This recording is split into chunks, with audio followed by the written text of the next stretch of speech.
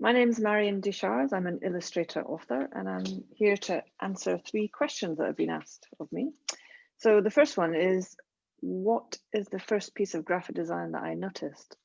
Well, I didn't really grow up in a very arty household, and there probably wasn't, that word would not have been mentioned at all. But it's funny, when I read this question, which is, when did you first notice it? I really did try and think, and actually I remembered being in my little den. I had this little den under the stairs as a kid, which is where I kept all my treasure and all my favorite things. And there was lots of collections of things in there, from comics to bits of motorbikes to, and even just a real hodgepodge of stuff.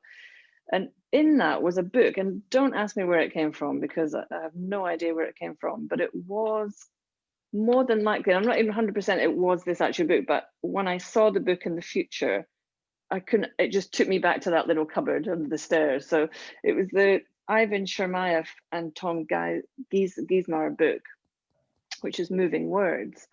And I just remember being fascinated by it. But what I have more of a memory of is being in a cupboard looking at these words and being fascinated that letters and words could become pictures.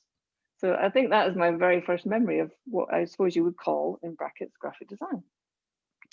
The second question I've been asked is what I'm working on right now. So I've had a little break because I've had quite a lot of books that have come out this year. And so I kind of needed a little bit of R&D, I call it, which is when I need to not go straight into another project, but to just try and do something creative every day. And because of COVID and the lockdown, I've strangely actually found it easier because I've been at home for the first time, and I've never worked from home.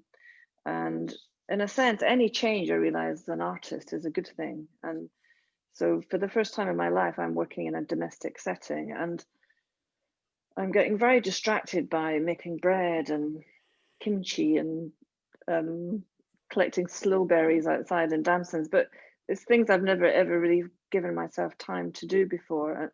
And on top of that, I feel quite creative, strangely. So I have been making things around the house or making things that I've been picking up in nature. So that's kind of what, in the last kind of 3 or 4 months, what I've actually been doing. And some of that stuff I've been putting out on Instagram, and it's very playful, and it doesn't have a purpose in a sense other than I'm enjoying the process of making it. And I think ultimately it's probably quite important work, though, in a sense, and it will feed into my projects.